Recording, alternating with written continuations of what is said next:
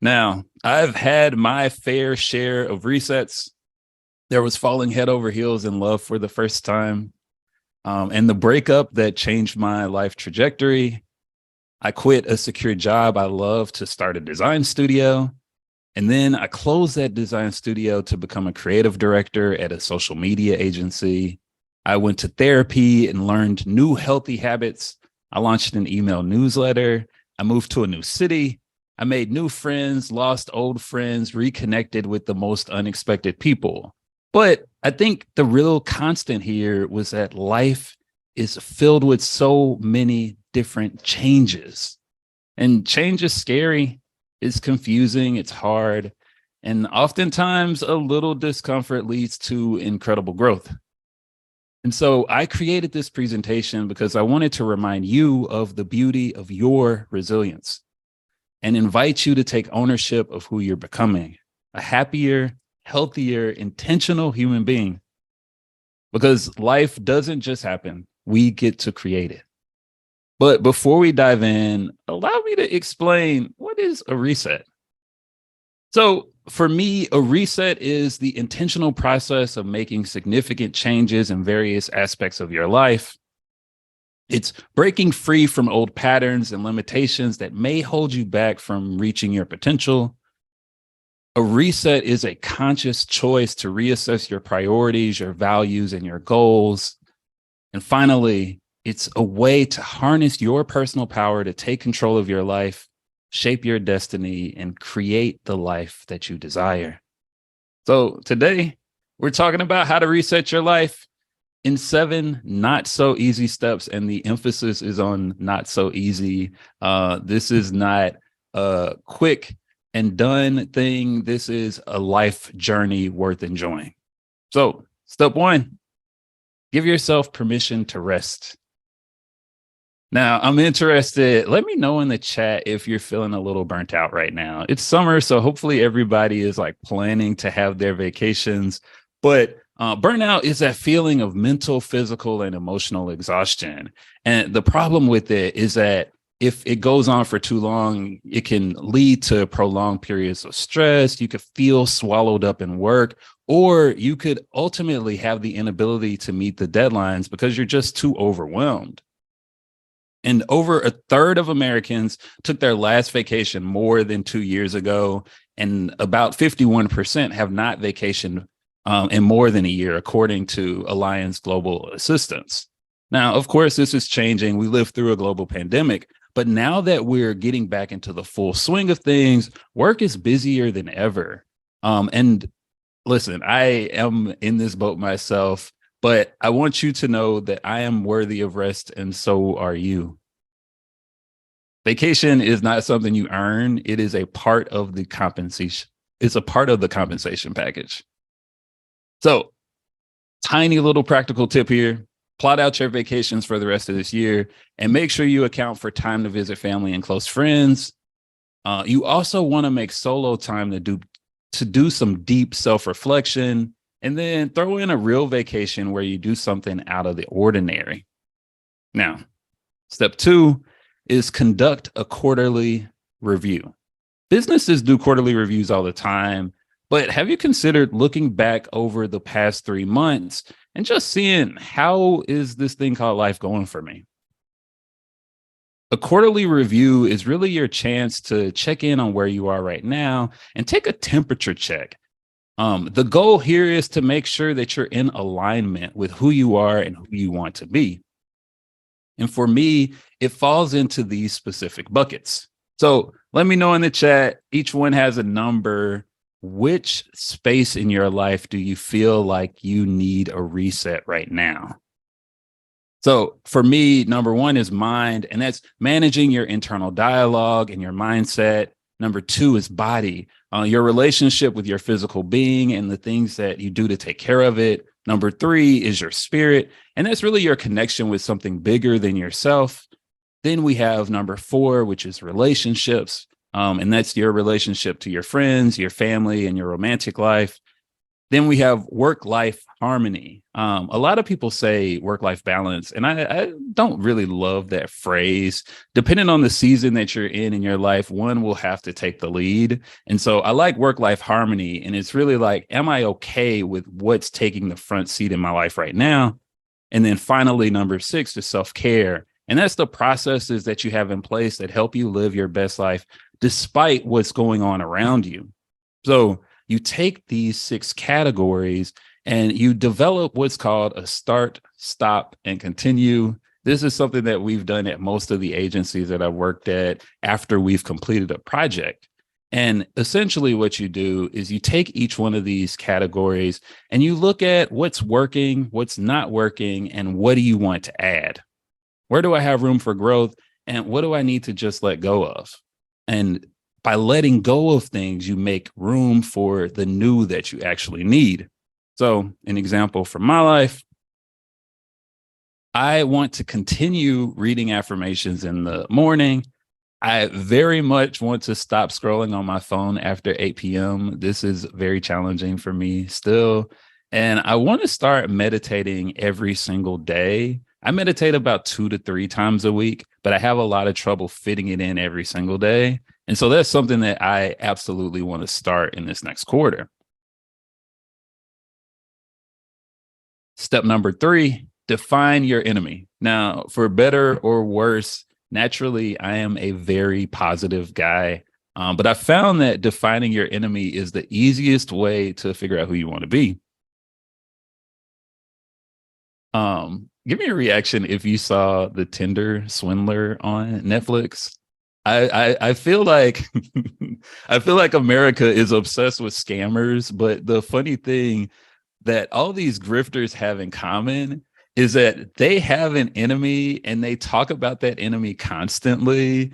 And of course, businesses do this as well. So, for example, a part of the reason why Apple became so popular is because they clearly define the difference between an Apple person and a PC person, right? You remember those commercials where the Apple person is this contemporary, creative kid in skinny jeans, and then the PC guy is this like very square nerd. It's like by clearly defining your enemy, you understand who you are at your core. So I worked in tech. So of course I read The Art of War. I don't know if I would recommend it, but this quote really stood out to me. And it led me to the conclusion that one of the best ways to define who you are is to define who you are not. This works in a professional sense as well as in a personal sense. And so in order to align on the person you want to be, first, you want to look at some questions to kind of understand what things do you absolutely stand against? What are you no longer willing to do? And who is a specific person or character that represents everything you abhor? Okay. Are y'all ready to see mine? Yeah. So my whole personality is basically Target, tacos, iced coffee, and Harry Potter. If you are a Harry Potter stan, please post something in the chat. Who's your favorite character from the Harry Potter series? This is Dolores Umbridge, and she is my least favorite character in the Harry Potter universe. And you probably expect it to be Voldemort. But honestly, he has like a really in-depth backstory. So like I actually feel for Voldemort in the Harry Potter series. But Dolores, on the other hand, is a bad listener. She's uncollaborative. She loves the status quo. She encourages busy work and she limits freedom to achieve power and control. And so by doing that exercise, it helped me to define who I am. Now, I prioritize listening to understand. I believe in collaboration over competition. I'm always considering how can we take something that works and make it a little bit more innovative. And I avoid busy work at all costs. This is probably actually to my detriment, not to my benefit, unfortunately. And finally, I choose every road that leads to freedom and autonomy whenever possible. And I genuinely believe, especially in leading teams, in giving my team freedom and autonomy in the work that they do. Next up is step 4, and this is creating a mood board. And I know I mentioned earlier that I worked in tech, but your boy is also a little bit woo woo. I'm woo woo in some of the fun ways, but I also believe that you have to put in work in order to make your ideas a reality. But I approach vision boards slightly differently from other people. And so I want to walk you through my personal process for building a vision board. So we start by um, defining some really achievable goals. And you really want to think about what's something you can achieve in the next 5 years, and then 2 years, and then 1 year, and then 6 months. But the key goal here is that you want all of the goals to ladder up as you go. So the goals that you establish in your 6 months goals should lead up to the goal that you have in your 1 year goal. Your 1 year goal will lead up to the goal that you have in your 2 year goal. The goal in your 2 year will lead up to the 5 year goal. This is kind of that key difference. And I use the EPIC goals framework. Many people have heard of SMART goals. This is slightly different. E stands for essential. Is it absolutely necessary right now? P is purpose driven. Does it align with the purpose I've established for myself? I is identifiable. Can I easily identify what meeting the goal looks like? And C is clearly defined. Do I know exactly when to do it and for how long? Another example for me, y'all get like all the little personal details of my life. I hate cooking. I don't like to cook at all. I love to eat though, and I've been really trying to eat healthy as regularly as possible. And so one of my goals for this season, I will cook 3 times a week using fresh ingredients because slowing down to prepare healthy meals gives me joy. So my personal purpose is to create and share joy for other people and with myself as much as possible, right? So this is fully a purpose-driven goal. I feel like what makes these goals special is that we have a because statement. By adding a because statement, you understand more deeply why you're doing that thing, and it helps you to align on following through with that goal that you've established. And then I tried to make it super achievable, right? So I'm not saying I'm cooking every day of the week because that would not be sustainable for my current lifestyle, but I can commit to cooking 3 times a week using fresh ingredients. So you set the epic goal, and then that's the first step. But then you have to actually figure out a way to break that bigger goal into really practical next steps. And so in this example, here are some of the steps I might take to achieve that goal of eating healthier meals. So I might commit to a specific timeline for this experiment, so I can like make sure that I'm going to do this. So I'm going to cook healthy meals 3 times a week for the next month and see if it works for me. The next step would be researching healthy meals, healthy recipes that I'd actually want to eat. So for me, I am healthy, but not super healthy. So it's like, we're going to have some fried food sometimes. We're going to eat some French fries. So like, I'm going to work that into the plan from the beginning so that I feel satisfied with the decisions that I made. Step 3, make a shopping list and meal plan for the month and come up with some backup plans just in case you don't feel like cooking that day. Number 4 is build a grocery shopping plan. And this is a big one for me. I hate going to the grocery store, which is probably why I don't like to cook. But it's like, what days and times do I go to the grocery store, and how can I make a habit out of that? And then number 5 is planning a time to prep ingredients and consistently cook these healthy meals. And similarly for me, I like to prep my food in the morning and cook at lunch. That's a little unconventional, but I prefer to have everything done by the time I get off of work. And so it's much easier to cook a healthy lunch during the daytime, during my lunch break. And finally, we're going to evaluate that progress and establish areas for growth. So I learned through this experiment, I'm actually like actively in this experiment now. I love to batch cook my protein during the week. That works really well for me, but I hate meal prepping. The idea of trying to cook everything that I'm going to eat for the week is very stressful. And so it's like if I batch cook my protein, it's actually really easy to like cook a couple side dishes during the week to supplement that meal. Does that make sense? Am I saying that in a way that's clear? Excellent. So now we've finally gotten to making the vision board. So we set some goals. We broke those goals down into smaller parts. And then the actual process of the vision board is taking the things that you've learned along the way and mapping them out as actionable steps. So most people, when they create a vision board, they would put a picture of a green salad on the board. And it's like that represents healthy eating. Here's a picture of a person with luggage. That means I want to travel more. But I like to use literal words, right? So I write down a list of words that correlate with the way that I'm thinking about something, that align with the goals that I've established and the micro goals along the way. And then I make a collage from that. Now, in the center, and it's somewhat small, I also like to choose a word for the year.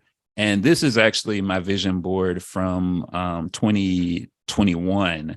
But my word for the year in 2021 was alignment, right? And so you pick this one meaningful word that represents the type of life that you want to lead that year. And then everything surrounding it is really specifically tied to the goals that you have and the action steps you're going to take to achieve those goals. Step 5, we're going to practice self-care.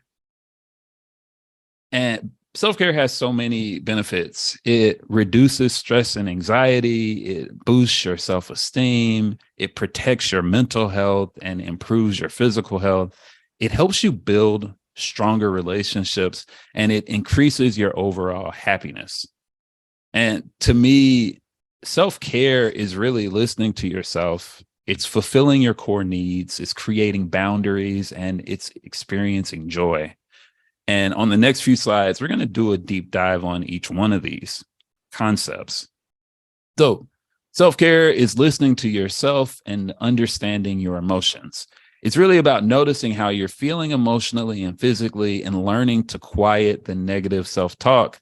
Now, at the beginning of my career in advertising, I really struggled with negative self-talk. And one of the things that was really useful for me was using affirmations as a tool to kind of spark joy and confidence in myself. And the focus there was that I needed a specific phrase that would help me to find my creative confidence in this new environment where I didn't feel fully like I belonged.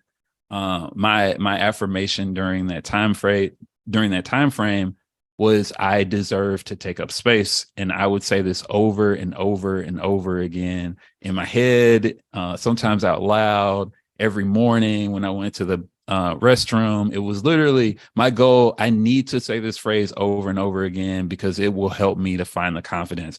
And it's wild. It wasn't like a super quick thing, but after many months of doing this practice, I noticed how confident I was becoming, how easy it was for me to speak my mind or to clearly defend my ideas. And this is really an example of how listening to yourself and understanding your emotions can lead to some deep personal growth. Next up, self-care is fulfilling your core needs. And this is really, how can I do something incredible for future me? It's creating small, healthy habits that set you up for success. And this is really the version of self-care that I think is actually one of the most important. It's doing all those things that we hate doing, like scheduling doctor's appointments and going to the dentist. It's eating, eating intuitively and making sure that we have a balanced diet that has all the colors of the rainbow. It's deciding to keep your home tidy or building organization systems. It's giving yourself the opportunity to like stretch your body regularly so that you can stay mobile for as long as possible. I've been doing a lot of weightlifting recently as like a form of stress relief, but it's actually the stretching that is the most valuable because like I don't have back pain anymore because I'm stretching for like 20 minutes every day. Next up, self-care is creating boundaries.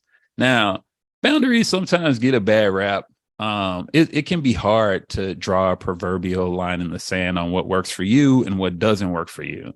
And especially when someone crosses a boundary, it's hard to have a kind, direct conversation about your point of view.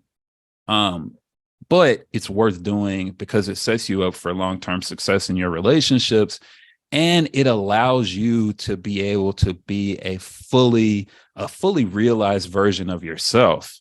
I'm one of those people that's like the first time I tell you something, it's gonna be like covered in sugar and easy to take. And it's like, okay, second time, you might not have heard me. Let me be just a little bit more direct, but still sweet.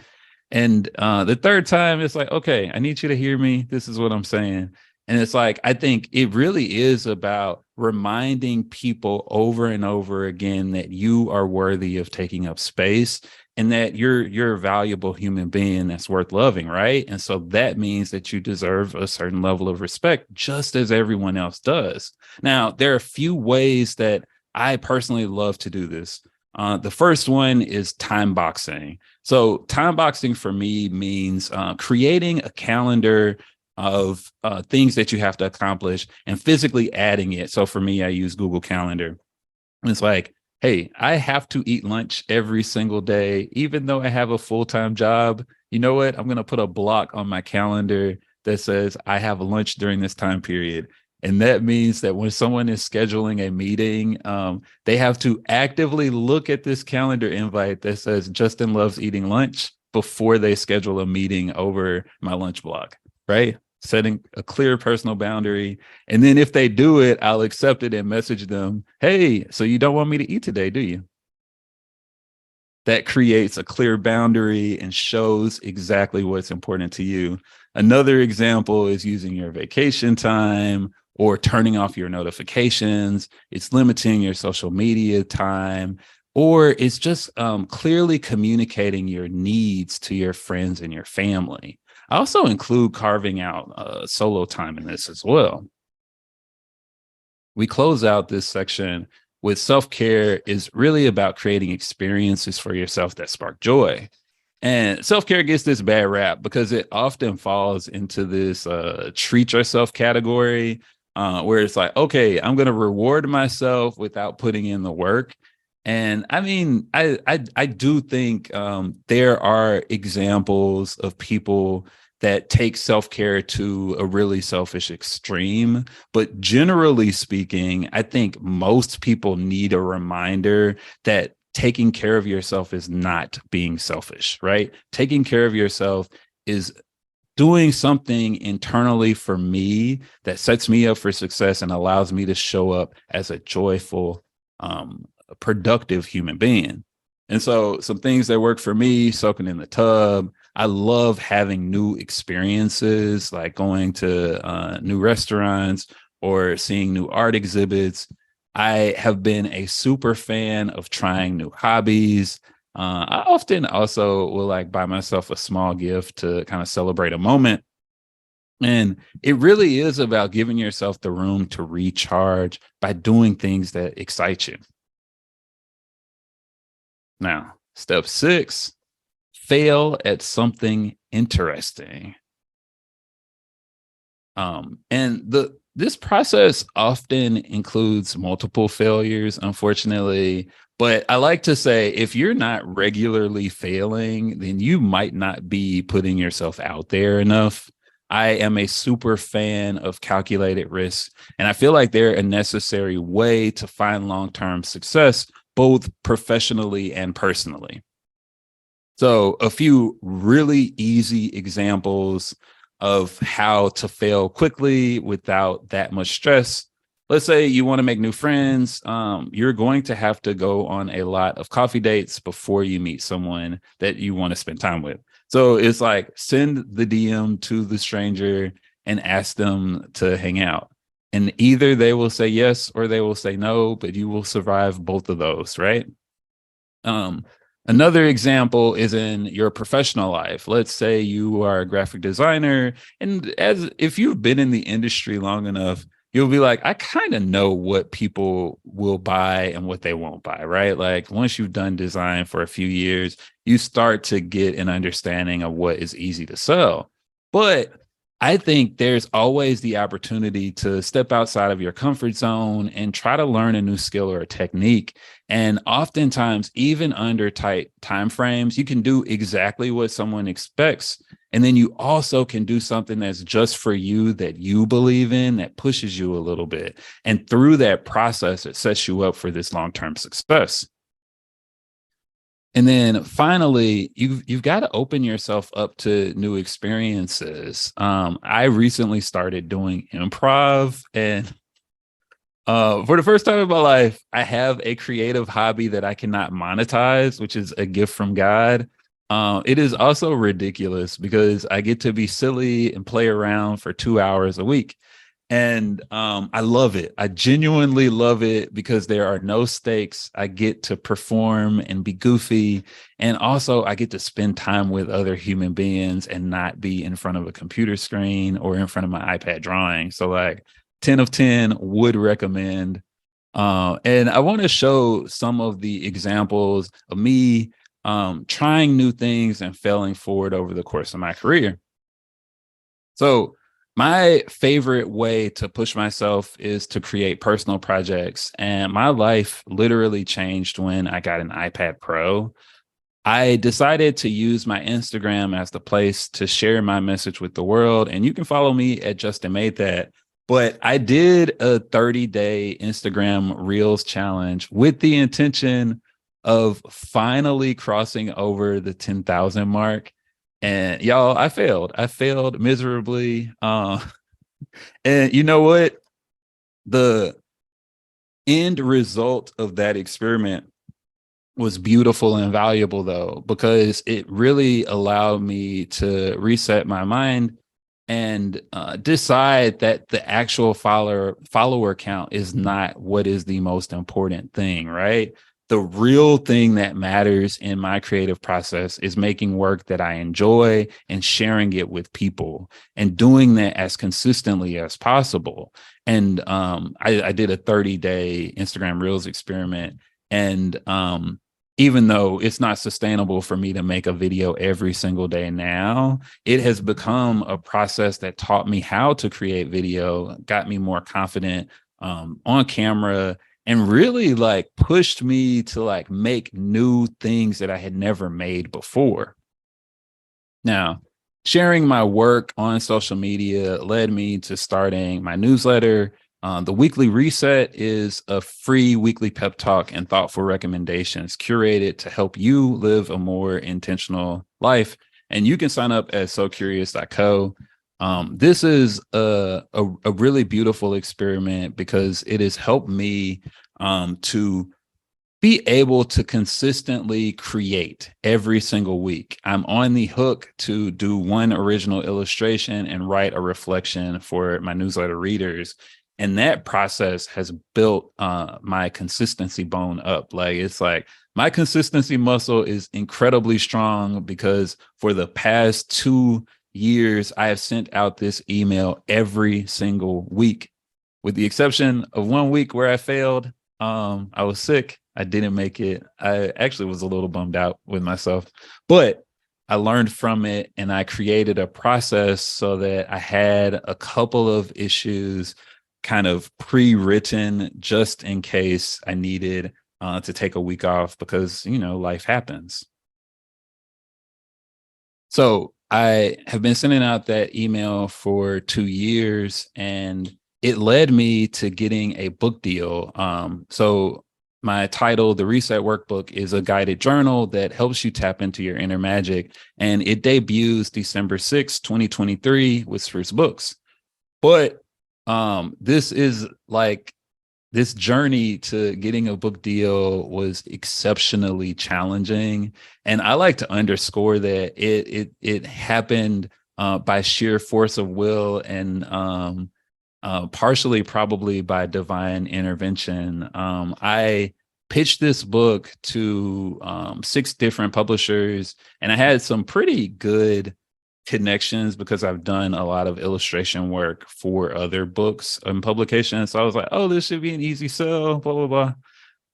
I put everything together, send it out, and I literally get crickets and 1 rejection letter, right?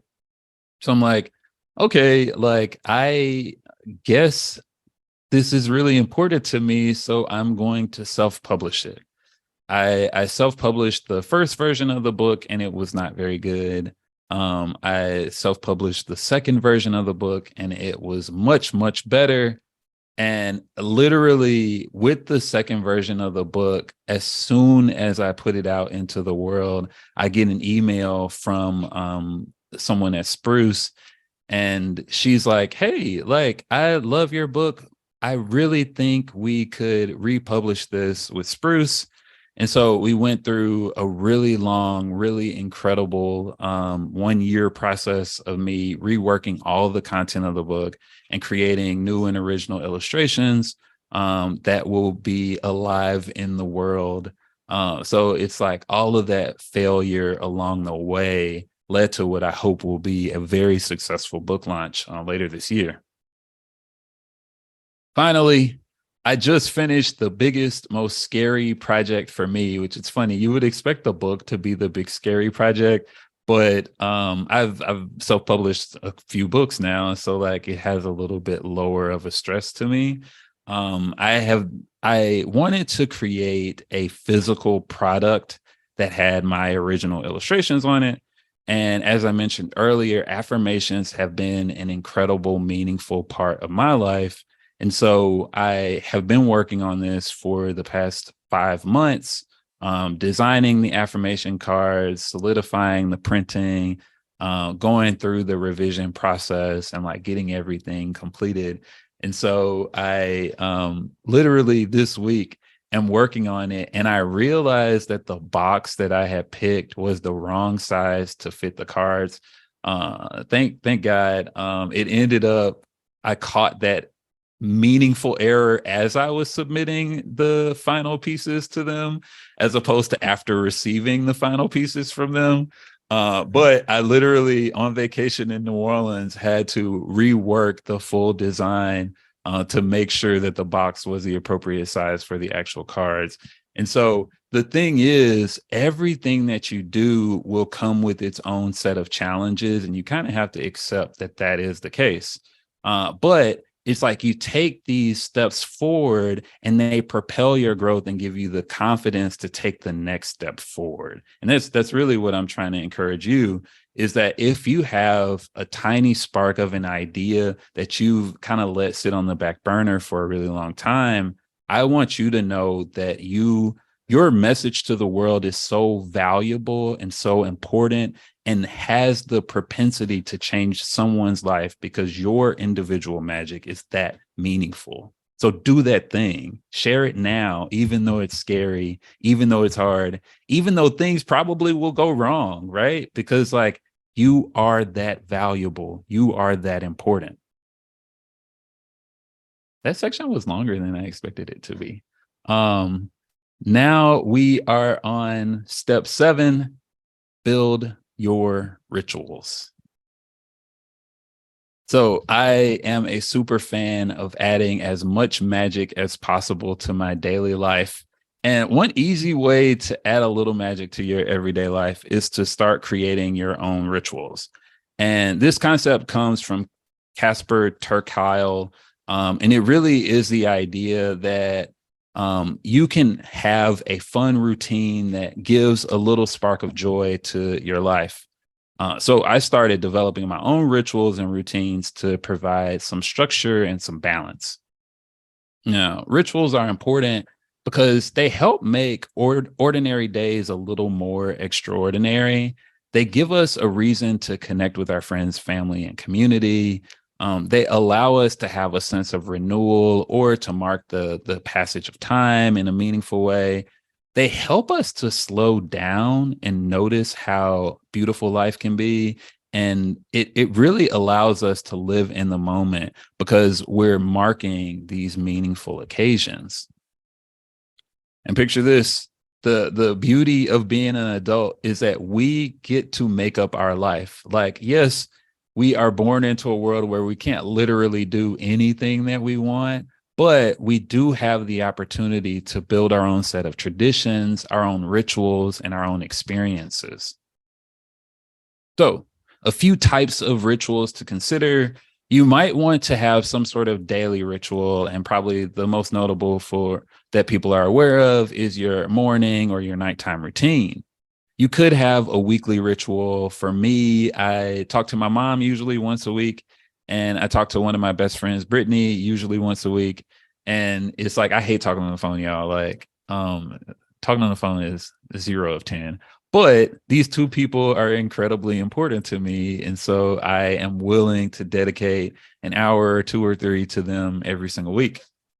Monthly, for me, I try to do brunch with the homies. That is one of those activities that reminds me that I am connected to my city, right? I moved to Austin, and I moved to Austin from New Orleans. And while the majority of my closest friends are in New Orleans, I really wanted to create a ritual that allows me to feel connected to Austin. And then finally, you have situational rituals. So one example is the if this, then try method that I'll share with you in a bit. But another example for me, let's say I'm interviewing for a new job. I am going to buy a new dress shirt, because the process of buying a new dress shirt is like really setting my mindset up for abundance, right? It's like I am purchasing something because I am so confident that I am going to get this job.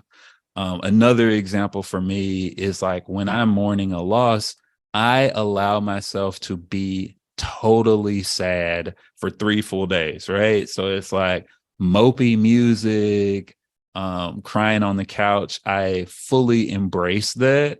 And then it's like, okay, we had 3 days of sadness. Now we're going to get back to like being as normal as we can be. And on the next few slides, we're going to go through some specific examples, kind of similar to these ritual creation. So my perfect morning ritual, I make the bed. This is like interesting. As a high schooler, I did not understand why people made the bed at all. As an adult, I'm like, how do people not make their bed in the morning? Like, what if something crawls in there? It's very important. So I also love to read nonfiction books, and I'm usually reading multiple nonfiction books at a time, but I try to read 5 pages in total every morning. And then I'll journal about the day before, but I also like to write reflections on the things that I'm reading. And one thing I really love about that creative process is by reading multiple books, you kind of will find new and interesting connections between the books and how at their core, they can be really connected. Other big thing, I try to finish a glass of water before drinking my coffee. That is probably the hardest thing for me to do because I want the coffee as soon as I wake up. But I now keep a glass of water next to the bed as I sleep, so that when I wake up, I just chug the water and then I can drink my coffee. Other big one for me, I do not check my phone until I've been fully awake for 30 minutes. This is really about guarding my mindset and making sure that the information that I have access to is not, starting my day on the wrong foot. It's like, let me start my day neutral or good, and then we can let life happen. And then finally, I read an affirmation every morning, and I do this funny thing. I go to the mirror and I look at myself and I just give myself a random compliment to be like, oh man, you got a good smile. Or like, you know what? I like the way your hair looks today. And that is like a really sweet way, a little bit earnest way to like be kind to myself and set myself up to receiving a little bit of happiness and joy. So I use Zapier. It's this kind of programming thing that when something happens here, something else will happen there. So like, let's say when I post on Instagram, it will automatically post the same thing on Twitter. And so I really like that as a framework for being able to have go-to solutions with how you cope with specific things. So, for example, when I'm feeling anxious, I like to go for a walk because the process of moving my body will help me get out of my head. I mentioned earlier that, like, if I'm feeling frustrated, I really like to lift weights because it's a tool for being able to like remove some of that aggression from my body. When I'm having a bad day, I like to make salmon and broccoli. And this is funny. Salmon and broccoli is literally my favorite meal of meals, but it took a really long time to make a healthy meal, my coping meal. Like, like as a kid, I don't know if this happened to you, but like to celebrate everything, we would go to some random fast food restaurant or like Applebee's or something. So it's like, you got straight A's, we're going to Applebee's and you're going to get chicken tenders and French fries. And it was like, okay, this is incredible. Now, as an adult, it's like, oh my God, I sold a new product and I hit my target metrics. I'm going to make some salmon and broccoli. That's funny.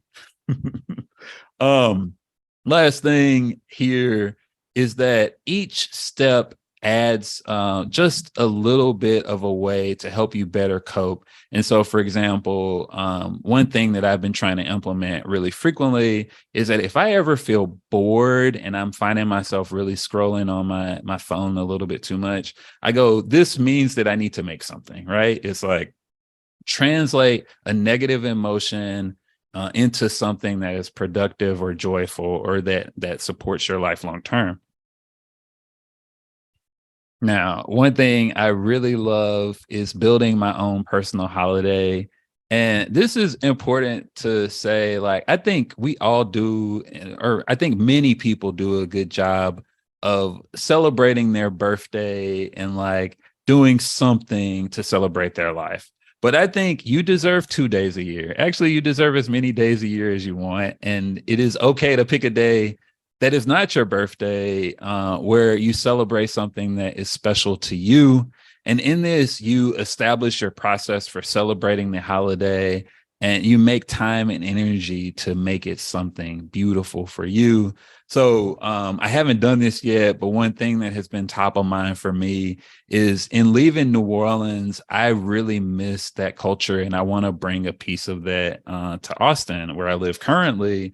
And so I haven't picked the day, but I want there to be one day a year where it is my New Orleans day. It probably should be 504, so May 4th, where I like bring all my favorite New Orleans goodies, make my favorite New Orleans drinks, and invite my friends over to my house so that we can have like our own, a little piece of New Orleans here in Austin. Now, we are just about to wrap up and we will have a little bit of time to answer some questions at the end. So if you have been thinking of something, you can post it in the Q&A now. But I like to wrap us up with this quote. There will always be challenges. New things will consistently pop up to test your patience and challenge your resistance. But the good news is that it's your life and you can change it as often as you see fit. That starts with baby steps, and those baby steps compound into something beautiful. And I personally believe in you and your capacity to make meaningful life change. Y'all, I am appreciative to you for hanging out with me. I couldn't see the chat, but I could see some of your faces and I could see some of the comments. And if you want to DM me on Instagram, you can. I'm at Justin Made That. If you want to learn about everything I'm working on, you can visit socurious.co. And if you want to download this presentation, you can do it at socurious.co/creative morning. But of course, there will also be a replay delivered after the fact from the Creative Morning team. I'm thankful for you and would love to have the opportunity to connect.